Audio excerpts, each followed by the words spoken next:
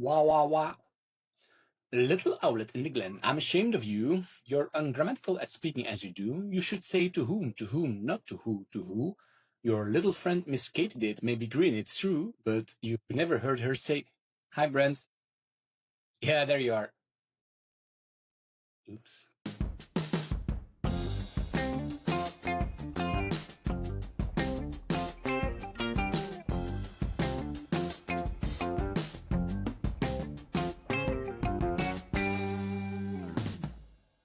Welcome to Table Stakes, where we dive deep into the conversations that matter most in customer experience. I'm Michel Stevens, and today we're tackling the frustrating reality of the silent death of brilliant insights.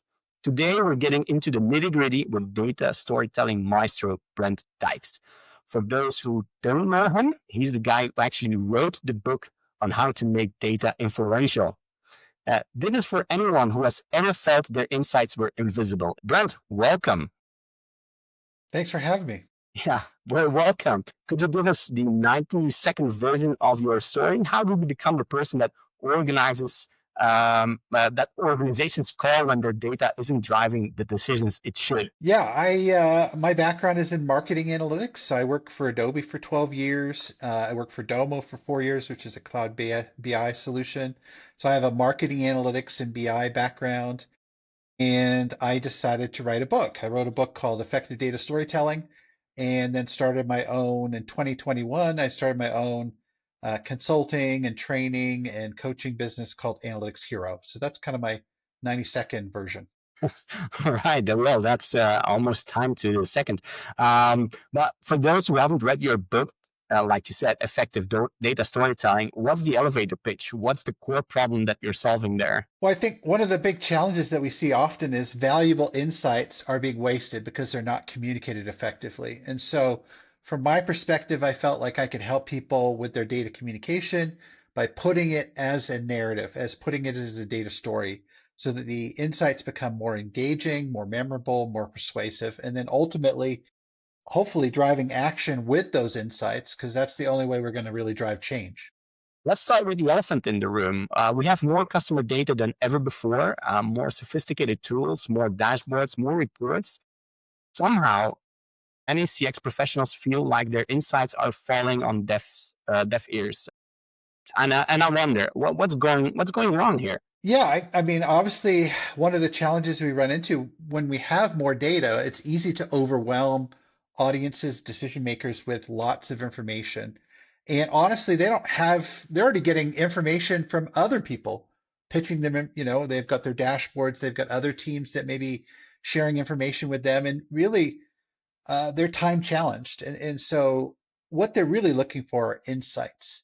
And that's really a big thing here that we really want to make sure that they're getting the insights that are meaningful, that are valuable to them, that are relevant to them.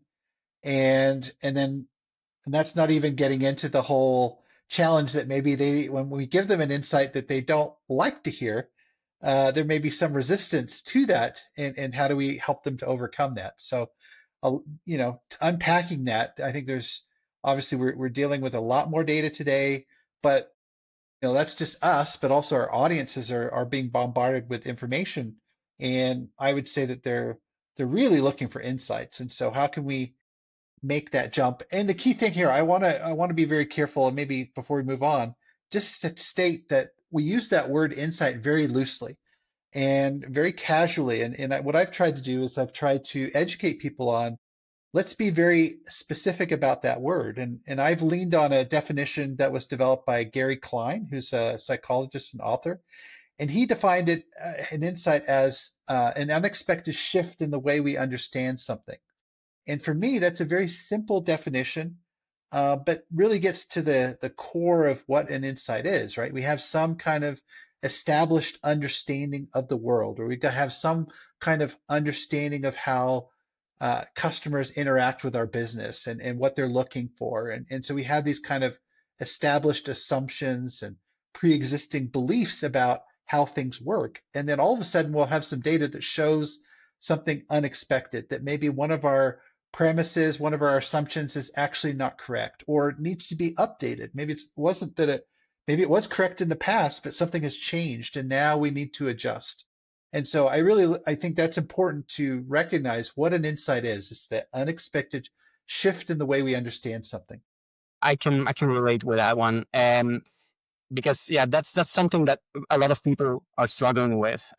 Another thing is that, well, you work with major companies like Microsoft, Sony, and Nike, and Amazon, but I wonder what's the fundamental disconnect between having great data and making great decisions. I mean, I think one of the big things is that often when we share information, if we're not putting it in the context of the business decisions in terms of tying it to strategy, tying it to what's important to them. An insight alone may not be enough. We also have to show the so what. So yeah, like, okay, so we found something that's maybe there's some challenge that customers are facing. Well, what's the impact of that? Can we show the so what to the decision maker? Not just like, oh, look, we've got a huge drop off in this area. Customers are complaining. Okay, what's the impact of this? Why should we care about this? How does this impact, some of the things we're doing across the organization? And I think we have to go beyond just the insight maybe and also share the so what. Yeah, yes. When insights don't drive decisions, what's actually at stake for businesses? Is there a way that you can, yeah, I don't know, quantify that? Is that or I think that's really critical to quantify things as much as possible. I mean, if you don't put things in concrete terms, it's going to be you're going to see less, it's going to be ambiguous, it's going to be fuzzy, and so there's going to be less impetus for people to make a decision. The urgency will go down because it's not clear. We don't know the stakes. And obviously with this podcast being the table stakes, we need to establish what those stakes are for the decision maker and really make it concrete. This is going to cost us $2 million or 2 million euros this quarter if we don't address this problem. So the more we can quantify, what this means, not to say this is bad or this is really good, but this is really good. It's going to save us 2 million euros, or this is going to be really bad. It's going to cost us 2 million euros. Having something very clear and concrete makes a big difference. you said that to be effective with data, you need to think like a decision maker. That sounds simple, but I suspect it's anything but. Could you break that down for us? What does it actually mean, and how does the reality of decision makers' limited attention and need to manage risks influence how we present our insights? Yeah, I mean, the more you know your audience, and the more you know the stakeholder or decision maker, the better you can position your insight. And so there's a framework that I mentioned in my book and mentioned in my workshops. I call it 4D, and basically it's four dimensions of the audience that I want to understand. And this comes from my consulting background, where I would work with a lot of Fortune 500 companies, and whether we're doing an analytics project where we're building a dashboard, or if we're doing an analysis, it doesn't matter. It works for everything. So the four things I want to understand: first, the first dimension is the problem. What problem are they trying to overcome? It could be anything, but the more I understand that problem, what they're trying to address, what they're trying to overcome, the better I can kind of tailor my insights or the information I'm sharing with them. The second thing is the outcome that they're trying to get to. So if the problem represents the current state, where maybe there's a deficiency in an area, what does the future state look like? And that's really the outcomes. There may be a goal that they're trying to, using my background in marketing, maybe they're struggling to get marketing leads at a company, and then it's like, okay, what's the outcome? Well, we want to double our our marketing leads that we're giving to the sales team. And so that's the second dimension, the outcome, what they're trying to achieve. The third area is just the actions or activity areas that they're focused on. If they understand that they're having a problem right now and they want to get to a better future state, what actions are they taking? Where are they putting their budgets? Where are they putting their people, their resources? What actions are they taking? And then that helps to then focus my attention to align with those areas. Okay, if I know they're spending money and time and effort in these areas. That's what I want to analyze. That's what I want to understand better. And then the fourth thing is obviously the measures or metrics that they're focused on. So from a decision maker perspective, they may have certain goals that are tied to certain metrics that they're trying to achieve. And obviously those metrics are also tied to the other elements that I just talked about, and understanding the problem. There may be a target that's associated with their outcome.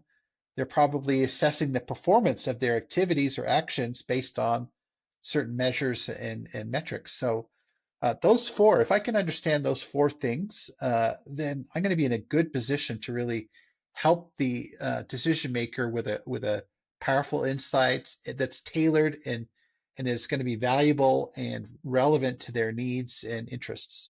Could you give an example of how someone could reframe their presentation to match a decision maker's mindset? Yeah, so if let's take a CX example, maybe we found that there's a problem with a new feature that was rolled out in a product, and it's causing a lot of call support, tickets and different things.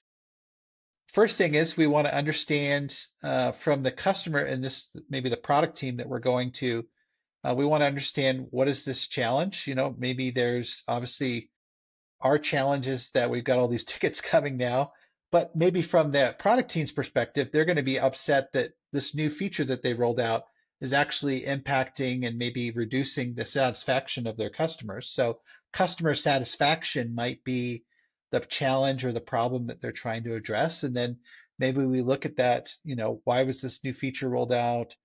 We look at maybe some of the goals that they have in terms of maybe they're moving more the product itself more towards AI, or maybe they're integrating with other vendors, and so they have certain goals that they're trying to achieve to make the platform more AI centric, or maybe they're trying to integrate with an expanded partner network.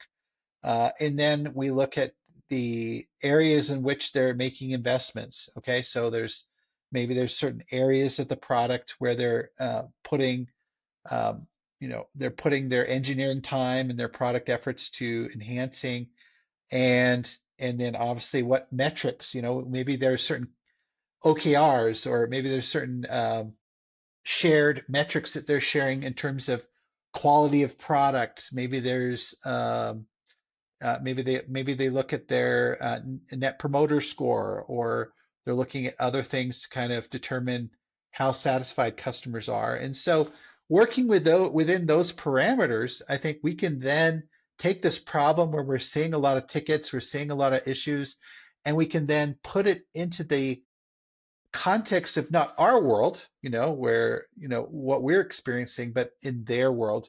So if we want to get the product team to kind of make changes and fix this so that we can reduce the number of tickets, maybe we emphasize more the customer satisfaction, the net promoter scores, the different things like that can help motivate them to fix this issue, make the changes, and hopefully create a better customer experience for our shared customers that we're trying to service. That's a great example. I could see it in front of me already. I was like, okay, this is a world I do recognize. In your book, you talk about three core elements of effective data storytelling: data, narrative, and visuals. Most Yeah. UX professionals I know think they're good at the data part, but let's dig into how these three elements work together, specifically in a customer experience context. I would say that, if there's a good understanding of the data, the key thing is that we have insights, not just information. That's the first thing. If you have an insight that maybe shifts people's understanding in a new way, that's going to be really impactful. So that's the key thing. If we just have a bunch of information that really isn't connected, that's not really driving any kind of change, then it's hard to tell a story with that. So really having an insight is a big part of it. And so that's the data piece. So let's assume that everybody's kind of comfortable with the data. What about the narrative? And so the narrative really is how we position the different findings that we have from the data and craft it into a story, into that narrative arc, if you will. And then the visuals are really a means to an end. Often when we talk about data storytelling, I think a lot of the emphasis goes on the visualization, and that's unfortunate because I kind of see the visuals as just the a means to an end. They're going to help, once we've kind of done our analysis, we've found something meaningful, and then we've kind of organized that using that narrative arc to kind of establish what is part of the story, what isn't part of the story, how should we introduce the different concepts. That really defines what we're going to share, and then the role of the visualizations is really to express those key points in meaningful ways. Obviously, the a visual way is very powerful because people can, often data can be abstract, but if I can see, say, a line chart where I see something's trending down or there's a sudden spike in something, that's going to be very impactful because I can see it in the numbers. I can see what's going on. So it's really combining those three different elements, making sure that I have insights, that I'm telling that story by organizing the content into a narrative flow that's going to really have impact. And then the visuals are really just I call them the scenes of the story, right? Kind of like in a movie, you have the scenes of a film. Well, you have scenes, which you could equate to a slide or a chart. And how do I organize these scenes so that they can really tell a compelling narrative that's going to motivate change and for people to make the right decision? That sounds like a lot of work as well. If I may say so, because I've read about you. I read your book as well, and I know that it's not about making prettier charts. So it is more than that. One of the examples that you've shared in the past, I don't know if you remember it, but I actually brought it up in a conversation last week when I was at a conference. It was with a Polish person, and I said, "Well, Poland, they are the biggest exporters of apples of the European Union," and that was because of a visualization that you made or you used. It stuck with me. It was like, wow, that's so clear. It was with a lot of apples and everything, and it was so clear to me. Um, yeah, that it resonated with me. It stuck with me. That's the thing I want to say. But what makes a visual truly effective, in your opinion? Yeah, I think I mean, because I'm focused on data storytelling, which I would say is different than dashboarding. If you're building a dashboard, you have a different purpose than say data storytelling. In a data storytelling context, I'm trying to make sure that every slide, every chart in my presentation serves a purpose, that it's communicating a key point, a key takeaway that's part of my overall story. And so I feel like an effective visual in a data storytelling context really helps the audience to see the point you're trying to make. And that could mean that we modify the chart so that we're highlighting certain data points. Maybe we're using grayscale for the ones that are less important, and we use a bold color for the data points in the chart that are important to my story. It's also about crafting a headline instead of just using descriptive chart title that says maybe, uh, let's go with your example that you're using, apples by country, apple production by country. That could be the title it's a descriptive title of the chart. It's effective for a dashboard, but in my case, I'm trying to make a point that Poland produces the most apples in the European Union. And so I would change from that descriptive title to something where if that were my point that I was making, I would highlight Poland in the chart, and then I would say Poland produces, 23% more apples than any of the next closest country, whatever that point I'm trying to make. So we get very specific with what we want to communicate with our charts and our slides in a data storytelling context. The visuals will be they should make a point, not just share information. We can have the perfect data story, but if it doesn't drive action, I think we failed. And that's maybe a question that I have for you. How do we bridge the gap between insights and implementation? What's the common reason why good insights don't lead to action? Yeah, that's a great question. I mean, there's many ways in which insights don't lead to action. I think one of the key ones is making sure that our information, our insights are relevant to the audience, right? So it goes back to our understanding of the audience. What matters to them? I mean, you could have an amazing insight, very powerful, but in that moment, maybe the stakeholder, the decision maker is focused on something else. And your insight is not their top priority. Maybe it's not, maybe it doesn't even crack their top five. And so what's going to happen in that situation? You're going to share this amazing deck with, very, very interesting information, but because it doesn't resonate with what's important to them, it's not going to go anywhere because they're like, okay, well, that's great, Michelle. Thank you for sharing that with me, but that's not my that's not even my top five priorities. Why, I might even cut you off as you're presenting and say, how is this relevant to what I'm focused on right now? Yeah. You know, you might even get that. So I think that's a key thing, just making sure that we are aligned. Uh, and often in my training, I say that if we either need to be aligned with our audience or we need to find the audience that's aligned with our insight, right? And it could be either scenario. Yeah. Somebody may care about this insight. Now, does that help us? Does that further? Maybe it does, and maybe it's where we need to go find an audience that cares about the insight we have. And there may be situations where that applies. And then often I would say the more important one is we already know our audience. We know that we're going to be presenting information to them. And so the next question is, what do they care about? What's meaningful to them? What's moving the needle?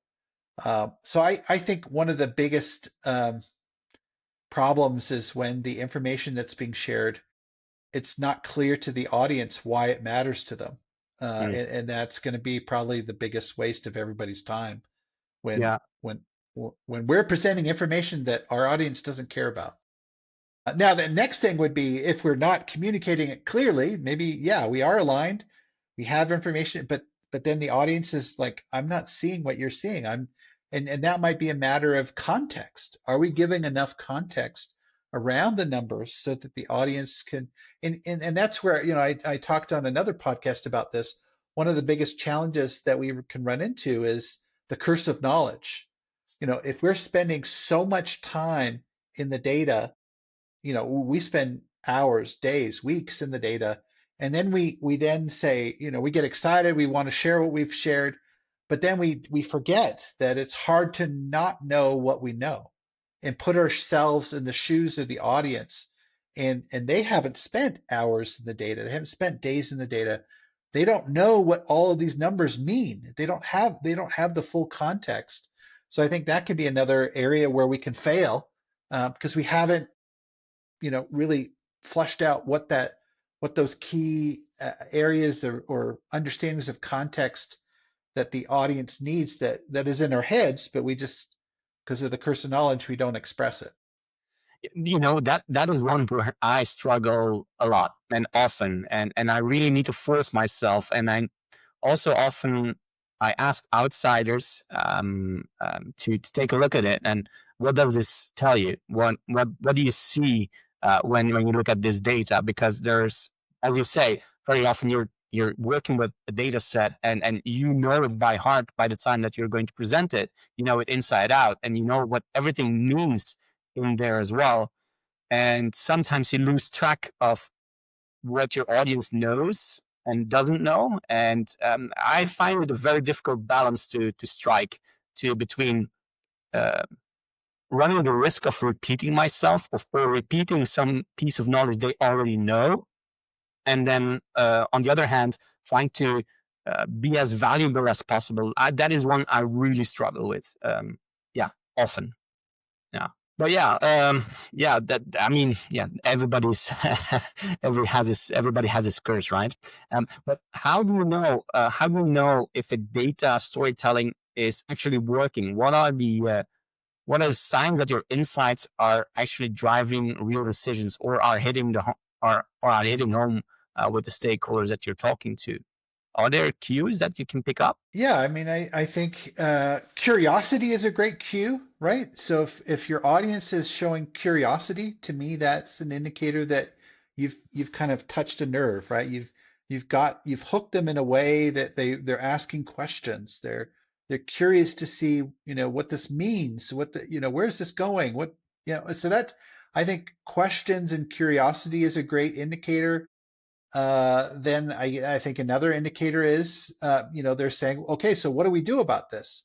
I guess that's a question, but it's really focused around do you have any recommendations? What are the next steps? What do we do to kind of put this into practice? And the way I look at a data story is a data story is not complete if you don't get into the recommendations and the next steps, right? So that's a good, if your data stories are fostering discussion about what do we do with this information, that's another good indicator that you're on the right track. You're talking about something that matters to the audience. So I would say questions. And then I guess the other more resistant cue would be people start throwing up objections. Oh, but what about this? Or why not this? Again, that's an indicator that maybe you might be onto something. Now that's a road that's a little less fun because you now are knowing that maybe somebody feels threatened, or maybe they have some other agenda that they're trying to protect. But again, it's an indicator that you're onto something, and obviously how you address those concerns and objections will be critical to the success of the insight being acted on. But again, those are positive and negative signs that you're on the right track. One of the things that I also struggle with is when I'm sending a presentation later on. So I've presented my data, which is one format. It is because that data is formatted in a setting where I'm explaining something, or I'm showing something, or I'm telling a story. And then when I send the data afterwards, I like to send the data set as I presented it, because it's what I presented, right?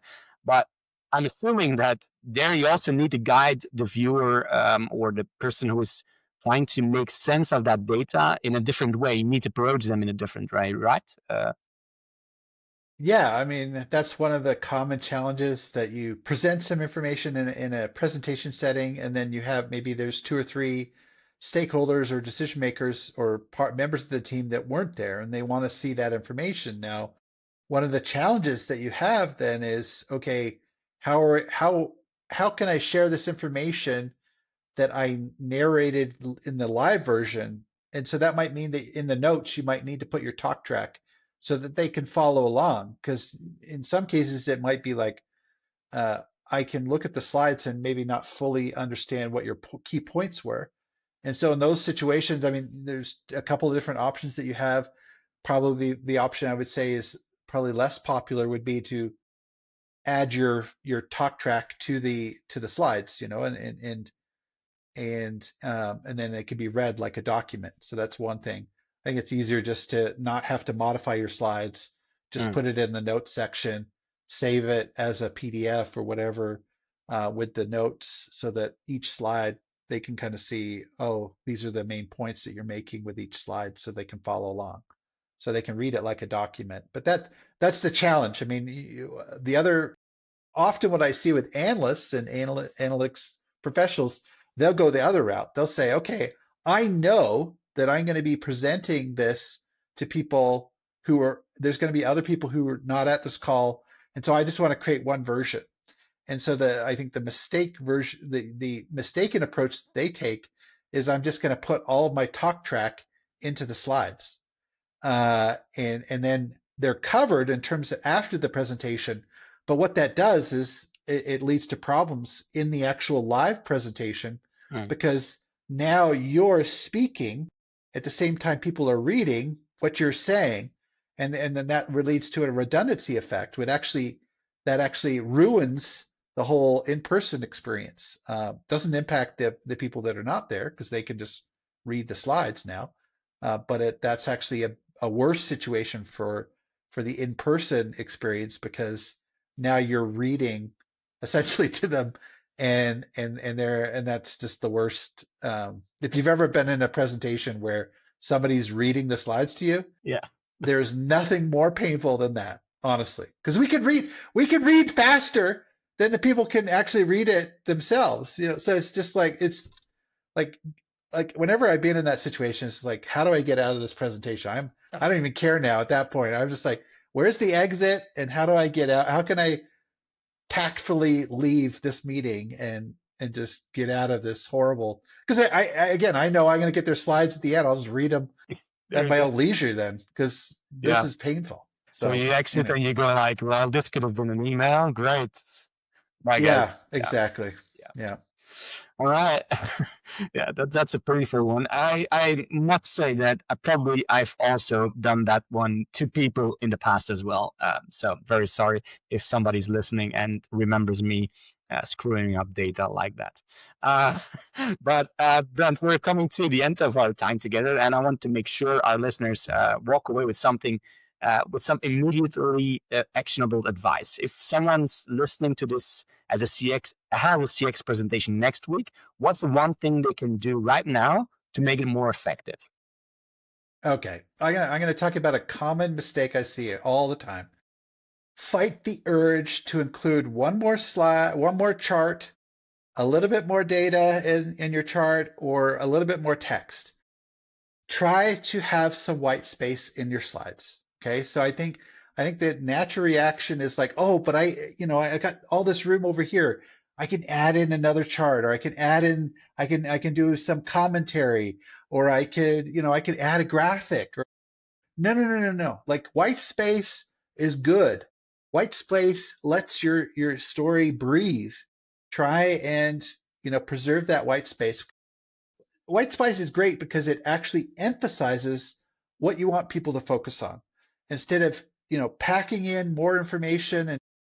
And I'll see a lot of these slides, and they're just packed with every square inch or every square centimeter of the slide has got information, and it's just like, oh my god, it's just so overwhelming. Yeah. So don't do that. That would be my one recommendation. Yeah. Fight the urge to add more to each slide.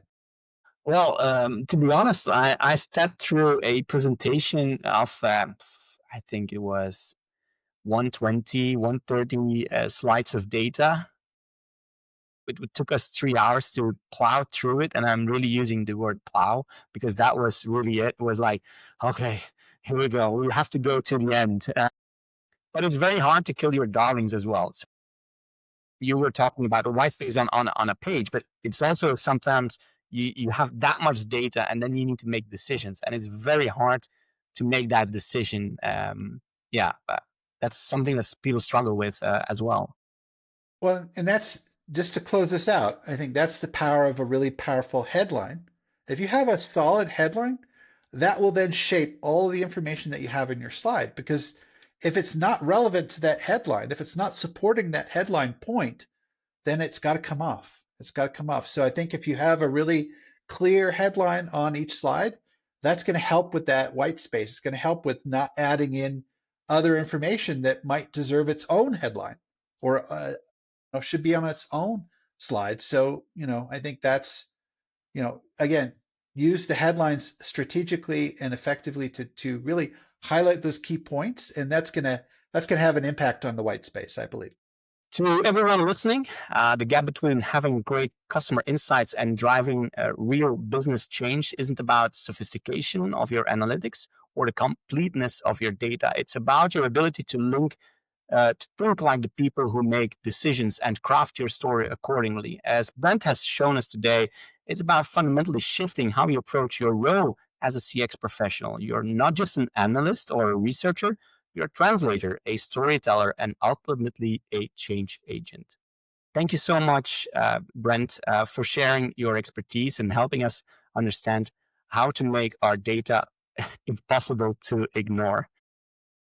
And thank you for listening to Table Stakes. If this conversation sparked something in you, we'd love to hear about it. We'll also put the link to Brent's book in the show notes. Until next time, remember, your insights deserve to be heard, but it's your job to make them impossible to ignore.